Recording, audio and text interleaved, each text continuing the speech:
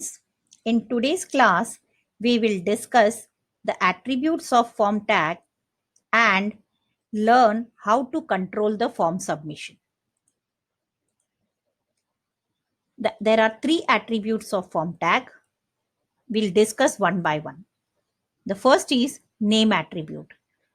Name is an attribute which is used with every control to identify that control and access the control in the processing page. That means if I have a form, imagine this is my form, and a user fills up data into every element of this form or every control. Now, after filling all these data, the user will send the data or submit the form. So when the user submits the form, the data is sent to the web server, correct? So that means the data is sent to a particular file for processing. Now, how will the server or that file know where is the data coming from? So that means every control in our form and the form itself should be given a name so that the processing page knows that from which control is the data coming, right? So the name attribute is uniquely used to identify a control and access that control in the processing page. Okay, and I have strictly followed the camel case notation. Why? Because now we have come to a level where we are learning advanced web designing, where each one of us can be a web designer. And web designers follow a proper pattern, a proper naming pattern. So this is the camel case notation. Okay, I'll not explain it again. You can refer my previous videos. So if the name attribute is clear, let us learn the next attribute, action. Now, what is this action attribute? The action attribute is used to specify that which code will process our form. That is, when we send the form's data, that data will be sent to which file? That file's name is given in the value of action attribute. Okay. I'll try to explain this practically. I'll open our previous notepad and include the action attribute here. If you recollect, there was a question. My first question was based on the action attribute. Okay. Now start imagining. If our form is processed by some other page, then what will be the value of action attribute? Whichever page is going to process our form, the value for action attribute should be that particular page's name. Okay. So I've created a notepad with the normal structure of HTML, right? I'll give a title to this notepad as processor page. And now what should this page include? Okay, I'll first save this page. File menu, save. And where should I save this page? We all know all our files, what we are working with, should be saved in the same folder. And my folder is on the desktop. And the name of the folder is HTML forms. I'll open this folder. You can observe here it is displaying on the desktop HTML forms. So this folder should carry all my files, but right now it is not displaying anything. Why? Because files of the type text documents are displayed. If I make it all files, my folder HTML forms carries how many files that will be displayed here. Okay. Now I'll give a name, some name. So I'll give the name processor.html and save my file. My notepad is saved with processor.html. Now what should this notepad carry? This notepad should include some code which will collect the data coming from the form and process that form. That some code means it should either carry a client-side code or a server-side code.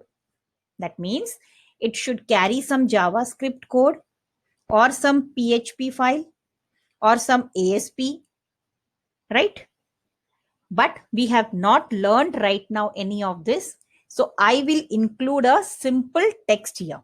Okay. So and to make the text look unique, I'll include a font tag here. I'll give a color to the font tag as green, and also I'll change the size of the text to 5. And I'll write, this is my processing page, which will process the form. Just some text I have written. I'll close the font tag and save the changes, minimize it down.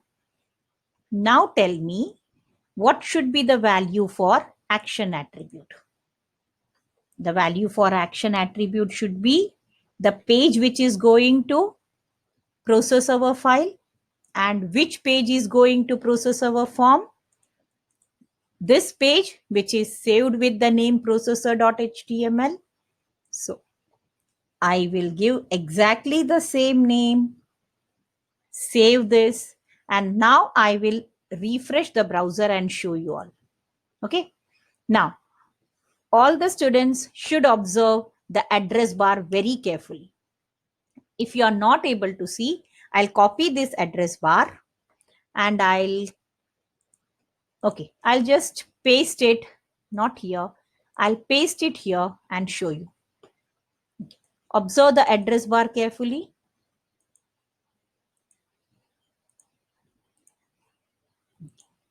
What is the address bar reading? It says forms.html page is open. And where is this forms.html? It is saved in a folder called as HTML forms, which is on the desktop. Desktop of which computer? This computer's computer. Okay. So this part is clear. Now, forms.html is open. I will enter some data here. So I'll say Aarti. Password, I'll enter some password. She is a female. Are you physically challenged? No. Software skills known? She knows C, C++, JavaScript, and ASP.NET. What is she? She is a postgraduate. Enter her address. Maybe she is staying in Boise. And I'll click on send data. Now what happened? My data is sent to which page? To processor.html. Again, if you are not able to see, I'll click the address bar, copy, paste it here and show you. Observe, this was the address bar which displayed processor.html. Okay. And after that, it displayed a question mark. And after the question mark, it displayed this complete thing. This is called as the query string. Observe carefully. This string is called as the query string. And this query string is made up of key pairs, key pairs, key value pairs, key value pairs. Observing, and each key value pair is separated by an ampersand. Observe, each key value pair is separated by an ampersand. Now, I'll go back to the processing page. See, this is my processing page which will process the form. We had displayed this text in the processing page, right? That means our data is sent to processing page, right? So I'll show you. I typed Aarti in the text box. Which text box? The text box called as txt username. See, this is the name of the control and this is its value. Aarti is its value, correct? Name equal to value. This is called as the key pair. Second, the next control was password, which was named as pwd user in the code, and its value I typed as God. Okay, so you can see the password now. The next control was radio button named as rdb gender, and I selected female, so the value F is sent. Always the value is sent for processing. Every control's value is sent for processing. Again, the next control is RDB button question. And are you physically challenged? I had selected no. So N is sent for processing because its value is N. Check for each control. You can check slowly. In the text area control, I wrote Boiser. So Boiser is displayed here. Clear? Now this is our query string, and all the data which we had filled in the form is sent to the processing page for processing. Correct? The form will get processed by the processing page by processor.html. Why? Because we had mentioned here, observe the notepad, we said action equal to processor.html. Clear? So have you understood the action attribute? Right. So what will the action attribute do? The action attribute will, the value for the action attribute will decide, or the value for the action attribute should be the name of the processing page. Okay. I hope the action attribute is clear. So this is all about the action attribute. Okay.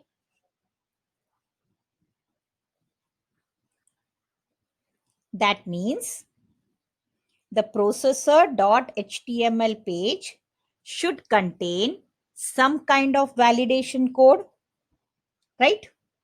Or the file which will process your form, that is collect the form's data and do the calculation. That file name should be given here, right? Now this is all about the action attribute. I leave a question to each one of you here. Imagine if the same page, if this page itself is going to process my form, then what should be the value for action attribute? Okay, we move to the next attribute called as method. The method attribute specifies how to send the form's data to a web server for processing. I'll repeat. The action attribute, the value for the action attribute included a file name. Okay, so which page will process our data was decided by the action attribute. But how will the form be processed, or how will the data be processed? That is decided by the method attribute. Okay, that means the method attribute specifies how to send the form's data for processing. There are two ways you can send the data for processing. Either by the post method or by the get method. And both these methods have different properties, they have different limitations, and they have different advantages. Okay? Let us understand this practically. I will add the method attribute here and I will say equal to the value as post. I'll save this and I'll not open the browser window. I'll show you by opening the browser window. I'll say open with Internet Explorer. Okay. Now, my request is all the students should observe the address bar carefully. Okay. Now, this is the address bar which displays forms.html. Correct? Imagine I am a user. Okay. And I have not entered anything in these controls. I have left all these controls empty. The text box control, the password control, and the text area control. I have left all these controls empty and I am clicking on the send data button. Okay, that is, I'm clicking on the submit button. What did you observe? You can see that the form is submitted to the processing page, right? Observe the address bar. If you cannot see, again, I'll copy and I'll paste it here and show you. Okay. Observe the address bar. This was the address bar. The forms data is sent to processor.html. Okay. See, the forms data is sent to processor.html for processing.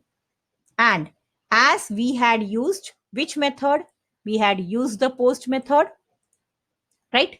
So we had used the post method to submit the form or send the data for processing. We can't see the query string. Observe the address bar. There is nothing. See, only till processor.html. There is no question mark, no query string.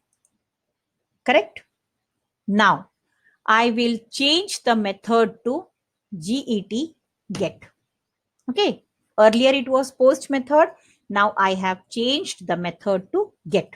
I'll save and refresh the browser window. Correct? Again, I am a user and I am not filling any information in any of these controls. Are you physically challenged? No. No is selected or checked by default. Software skills, this is checked by default. Professional qualification, in the code only I have selected it. Rest I am not filling and I click on submit button. What happened? Now observe the address bar very carefully. What changes did you observe? Till here it was correct. Processor.html. Then there was a question mark. And after the question mark, did you observe the query string here? Correct? I did not fill any information in the form and I clicked on the submit button. Right? We can see the query string. Why? Because the way we have sent the data. Earlier, we had used the post method. So when we use the post method to send the data, the query string is not visible. And if we use the get method to send the data, the query string is visible. See, observe the address bar carefully. The query string is visible. And okay, now let us understand what is this. What is this which is displayed on the address bar? Okay, first, it will display the protocol name file. It will display the protocol file. Then we have the path to the file. That is, ये processor.html. ये कहाँ पे save किया है? Where is it saved? It is saved in HTML forms, which is on the desktop in this computer. So this is called as the path to the file. And then after the path, we have the name of the file, name of the processing page. Correct? And after that, a question mark and then the query string. Clear? So this query string is a list of key value pairs which are separated by ampersand. Right? And now observe the key value pair. It is written txt username equal to nothing. Name is there, but no value. PWD user is equal to empty. Name is there, name of the control is there, but no value. RDB question, we had selected N, so it has come. Text area, we did not write anything, so it is again blank or empty or no value is there, right? Is it correct? Is this correct? We understand that this is a wrong way. That means the user should fill all the details correctly and the form should get submitted only if the user fills all the data correctly. So we have to stop the user from doing this, right? The user should not be allowed to leave any control empty. The form should be submitted only if all the controls are filled properly. Then how can this be done? Okay, so now we'll learn how to do it. And we have to use an attribute. Which attribute? called as required. Many children had answered day before yesterday this question. So I'm using the required attribute, with the text box control. I'm using it right now only with the text box control. This attribute has no value. Okay. I will save and reload the browser window. Now, again, I am a user. I'm not entering anything in the text box control. And I click on send data. Observe. You can see that the text box is highlighted in red color and it displays this is a required field, right? So now, being a user, I am supposed to write something here. I'll write Aarti. Okay. I'll not enter anything here and click on send data. Now, observe the address bar, Control C. I'm pasting it for you all again and I'll show you. Observe txt username is equal to Aarti. That means the data which we filled in the text box control is sent to the processor.html. Correct? Password is empty because we did not fill anything here. Observing, right? Password is empty. Again, so what we should do? We should use the same attribute called as required in the PWD password control also. So I'll paste it here, save again and refresh the web browser. I'm not entering anything in the text box control. I click on send data. So I have to write something. Now I'll write here Pinky. Okay.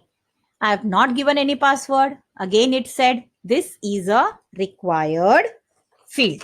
Okay. So what is the browser doing? The browser gives us a tooltip. Okay. The browser is giving a tooltip to the user. So I will enter some password. Click on female. I'm not entering anything here. In the text area box, click on send button. Again, observe the address bar. So I'll paste it on top of this. Now observe the username is Pinky and the password is GGG. Correct? Again, I'll go back again. So I should also see to it that the user fills some data in the text area box and he is not leaving it empty. I'll go back to the code. What should I do? Use the required attribute where in the text area control, say Control S and refresh the web browser. Okay, again, here I'll enter some name. I'll say Ayush. Password, this control, and I'm not entering anything here, clicking on submit data. So it said, what did it say? The browser is giving a tooltip to the user. This is a required field. So I will write here my address as say Boise and click on send data. Now observe the address bar.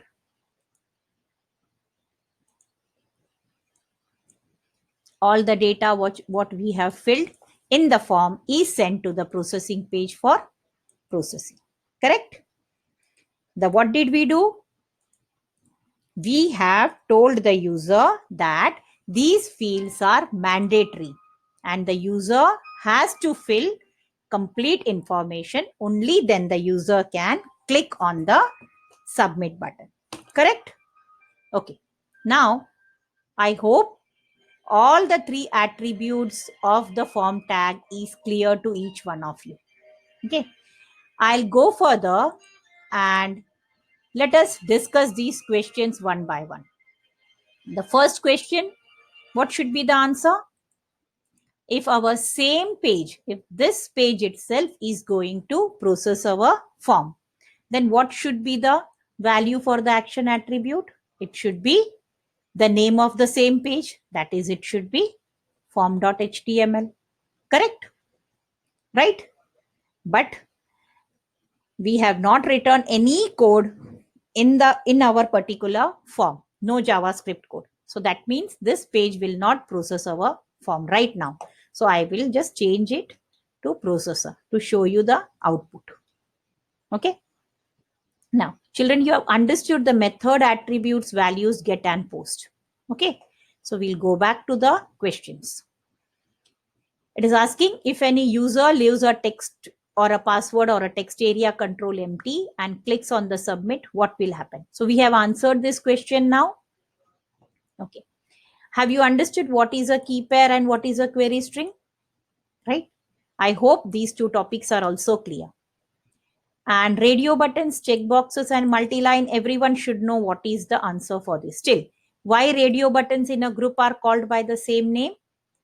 Why they are called by the same name? Because if I give different names to these radio buttons, then the user will be allowed to select all.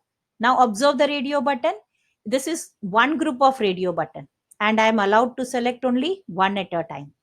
But observe if I change the name to, if I change the name of the radio button, observe, save and observe carefully. First I select the male. I should not be allowed to select female and transgender. I click. I can select all the three radio buttons. That means radio buttons in a group should be called by the same name. Correct? So this is how you understand. When you practically do it, you understand better. So you have to try doing things. Our next question was, in a group, checkboxes should be called by the same name or different. I'll tell you, checkboxes can be called by the same name or different. Both the way it works. I'll show you the code. See, we have given the same name to checkboxes and I can click one, I can click two, I can select many or I can select all. Okay, there is no issue. Checkboxes, you can select one or many or all. Now I'll go back and change the name to 1, 2, 3, 4, 5 and 6 and I'll save and refresh the web browser. See, I can select 1, 2, 3, 4, all. That means checkboxes can be given in a group. Checkboxes can be given either by the same name or by different name. Okay, that does not make any difference. But usually when you group controls together, so in a group, all the controls should be called by the same name. Correct? Next question was, how will we create multi-line entry text boxes? Give an example. Multi-line means where the user can put enter and work. So how do we create? Text area tag is used to create multi-line entry text boxes. Okay. Coming back to the last question, what is the difference between the get and the post values of the method attribute? I've explained this very clearly in these two slides. Still, few of the points I'll discuss. Okay. As per your observation, what do you feel? Which method is better? The get or the post? How should, if I am a user, how should I send my data? Using get method or using post method? When we send data using the get method, the address bar displays the complete query string where everyone can see what password I have entered. Correct? And if I use the post method, the query string is not displayed. So think user should use which method? Okay, by default. By default means if I am a programmer and in my code, I have not mentioned the method attribute, then by default, the browser assumes the value for the method attribute to be get. So get is the default value for the method attribute. Okay, so let us run through this fast.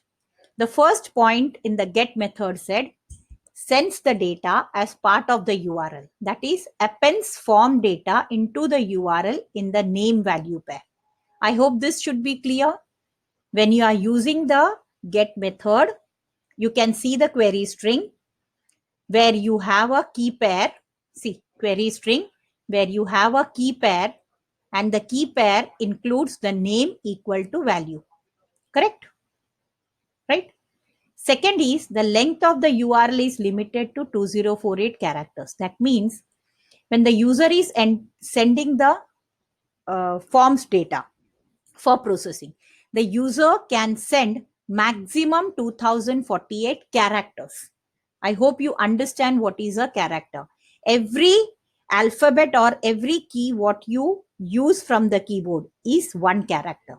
So you can send only 2048 characters when your attribute is get, when your method of sending the data is get. Okay.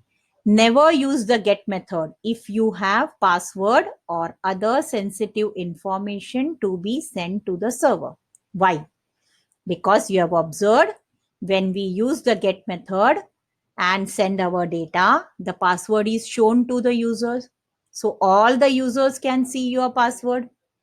Correct? So we should not use the get method. When you have sensitive, what is sensitive data? Password, your ID, or your PIN number, right? Or some code or your signature. These all are called as sensitive data. So they should not be displayed to any other user.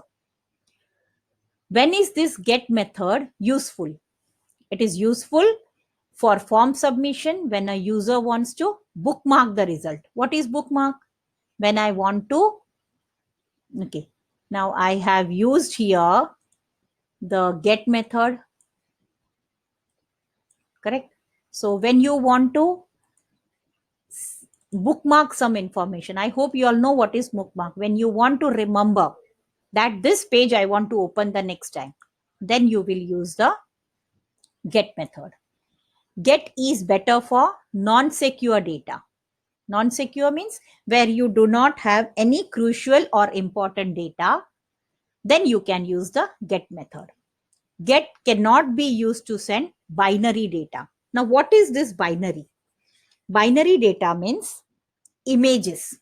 If you are uploading any kind of Word documents in the form, or if you are taking somebody's signature and trying to upload, or if you are uploading your photograph, all these are called as binary data. So get method will not upload any of this. It will not upload images, Word documents, photograph, signature. It won't upload any of these data. Okay, get method has certain limitations. It will not send such data. So you cannot work with images or Word documents when you are using the get method. I hope the get method is clear. Let us move to our last slide called as post method. Okay. Now here I'll not go in detail because what get can do or what get cannot do, that post can do. Okay. Always the secure way of sending your data is post, because post will send n number of characters. Sorry, it will not send data in the form of characters, instead in the form of size. When you say characters, it is 20, 30, 40, 100, 200 or 2048. But sizes are in KB, MB and GB. So when you use post method, you can send big data, lots of data. And post method will append the data inside the body. That means nothing is shown on the address bar. Okay, there is no restriction to the size of the data you send. You cannot bookmark form submissions with post, cannot be bookmarked. Okay, it will send binary data. That means it will upload images, it will upload your photograph, it will upload signatures, you can attach Word documents. To do all this, you have to use the secure method called as post. Okay, and it will never show on the URL any query string. On the address bar, no query string is shown. So I'll conclude by saying that the post is safer than get because the parameters are not stored in the browser history or any server logs. Okay, I hope the complete basics of form tag. Basics, when I say, till now we have been only learning the basics of form tag, which we have already covered in class 11th. We were trying to refresh or again go through, so that now when we are working with the 12th standard chapters, we are thorough with forms, because throughout the year we are going to work with forms. Okay, so let us wind up here. We will catch up in the next section. I have a small homework for each of one of you. I want all of you to frame a question, a practical question. Frame a question on your own where you include all the form elements what you have learned, and write a code for that. Okay, I'm not giving a common question to everyone. Each one of you should design a question and write a code on the basis of that question. Correct? If it is not clear, we can discuss it in our group, in the class group. Okay? So have a good day.